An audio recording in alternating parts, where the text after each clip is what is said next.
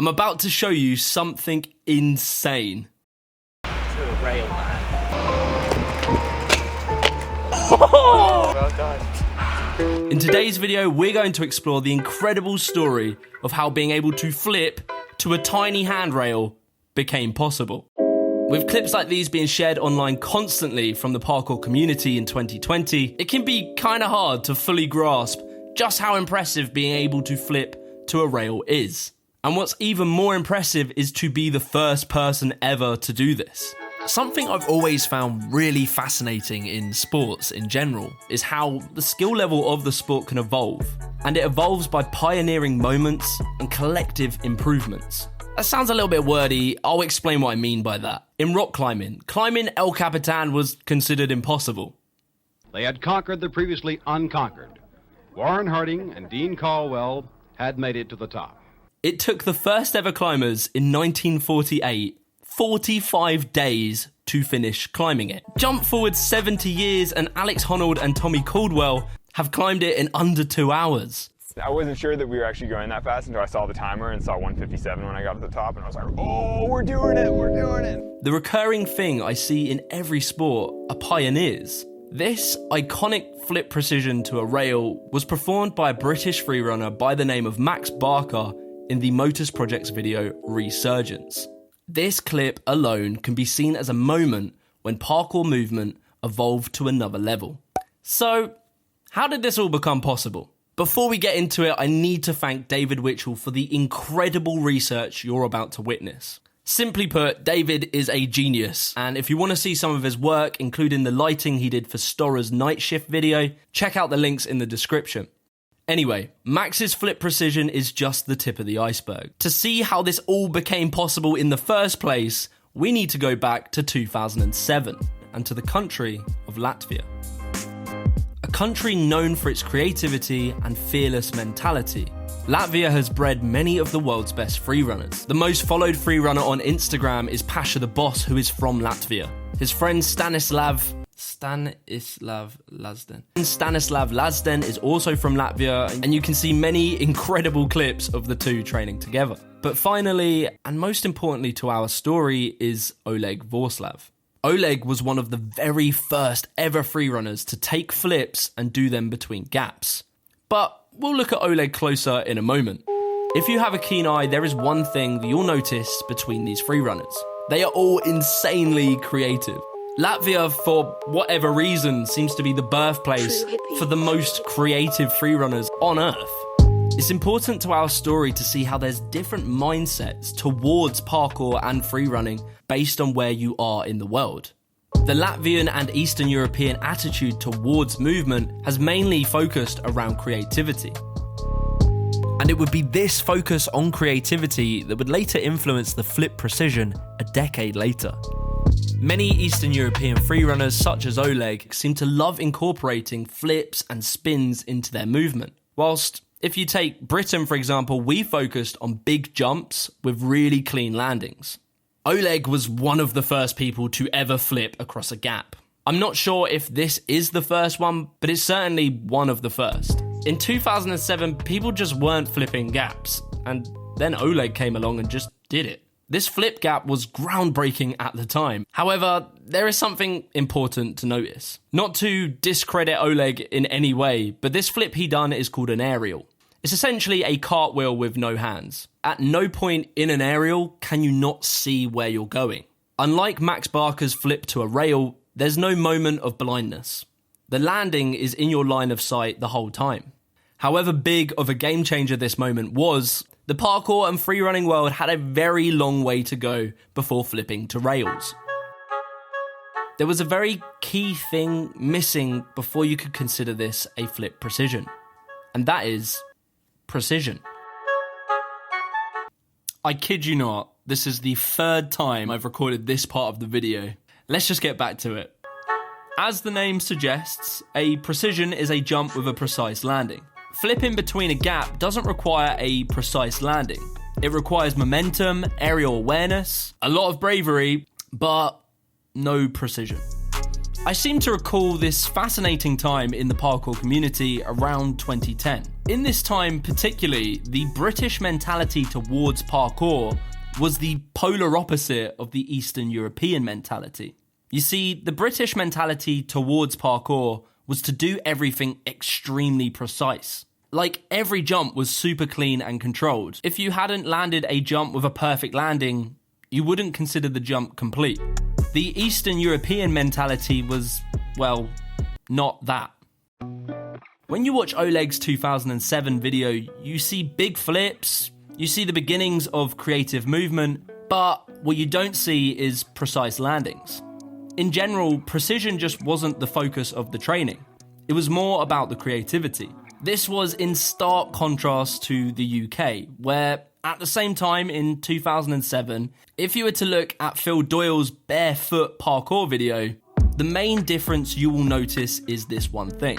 In Phil Doyle's video, you see nothing but precision. On the flip side, pardon the pun, creativity was at the core of the free-running mentality in Eastern Europe. Clean, precise landings wasn't. For a flip precision to ever become possible, both creativity and control would need to come together. The Eastern Europeans were pioneering a totally different form of control that the British often overlooked.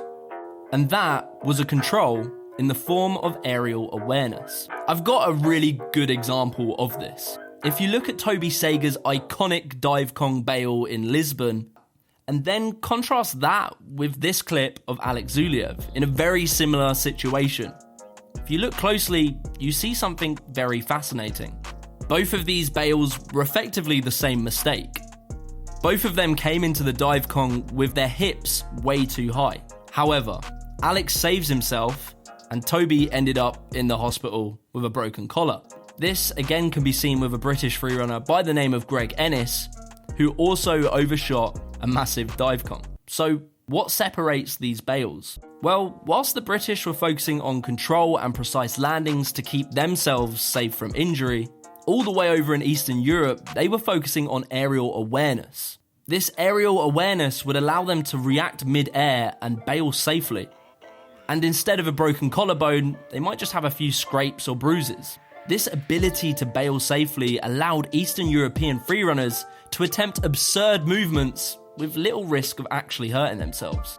So absurd ideas like doing a flip to a wall would become less absurd. Anyway, back to Latvia, and more instances of Eastern European progression was starting to appear.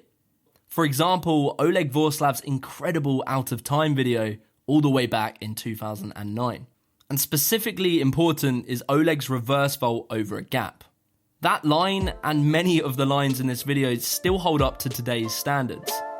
Between roughly 2008 and 2010, we would start to see the very first examples of what today we would call a flip precision, or a flip pre. Many of these were happening in Eastern Europe, but it's really important to note that a few instances of flip precisions were starting to happen in the UK. Notably Ben Jenkin in 2008, which is insane, Daniel Ilabaka in 2009, and Scott Jackson in a very similar time period. Albeit that many of these were very low risk injury-wise, these were still very progressive moments in the sport. But then, everything changed, with one clip from the legendary Russian freerunner Shade Zlat. Shade was a very pivotal freerunner in the early 2010s, and I think his influence on modern day freerunning is often overlooked. True hippie.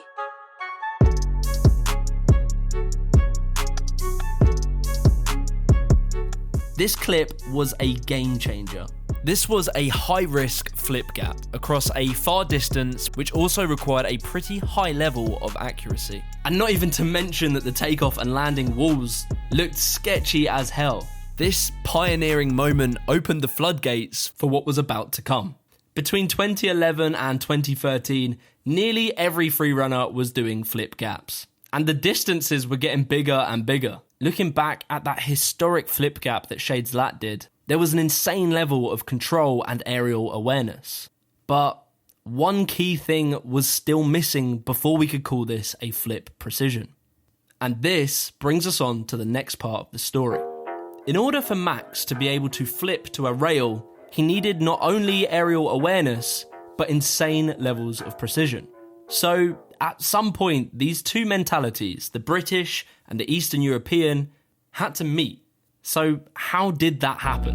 To find a possible answer to that, we have to go to 2010. The same year as Shadeslat's iconic flip gap, people were starting to host international parkour jams, and they were becoming quite common.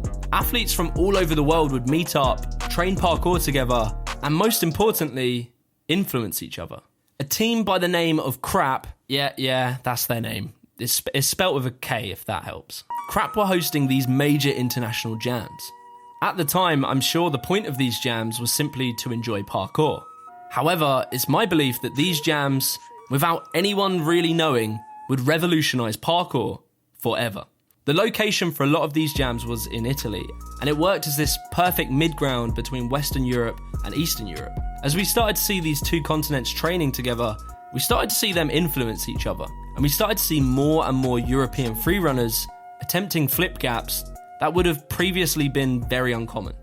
Around this era of 2013 to probably 2015, flipping to walls or objects was becoming more common, with some particularly notable moments coming from America, with Marvin Ross and Daniel Arroyo. As well, Alfie Green did this incredible side flip to a electrical box. Kai Willis did this insane side flip pre at IMAX. Jesse Peveril, he was starting to do flips to walls. And there's probably no coincidence that this clip of Jesse was from one of those international crap jams. However, there was still one thing missing. If you look very closely at the landings, you couldn't really call these precisions. None of them are landed with 2 feet stuck on the corner of the wall. And that was a fundamental piece of technique that was missing before Max Barker could do a flip to a rail. Someone was going to have to invent a brand new technique. And along came this one clip of Matthias Mayer showing a totally new and unique way of flipping to a wall. In this short clip, Matthias performed a hybrid flip that would go on to develop the flip precision. It's hard to pinpoint the exact moment that this technique was created, but I think this is pretty close. In roughly 2014, a handful of German athletes had started to progress a brand new technique. To be able to land on a handrail, you need your 2 feet facing forward. If you tried to do a normal side flip to a rail, you would land with your feet like this. And then they would probably do something like this. And you don't want that. I've done that, you don't want to do that. If instead you did a front flip, your feet would be coming out the right direction, but when you do a front flip, there's a certain period of time where you can't see the landing. And that period of time is way too long to be able to consistently land well. This new hybrid flip allowed for the best of both flips. It's the perfect balance of being able to spot your landing and be able to land with your feet facing forward. With this brand new technique, we are very close to what we call today a flip precision. This technique was further progressed by a training partner of Matthias called Janice Schauer. And then finally, Janice performed a flip precision to a rail. All the way back in 2014. This single clip pretty much told the parkour world that this is a thing now. And that brings us to March 10th, 2017, and the release of the Motus project's iconic video, Resurgence.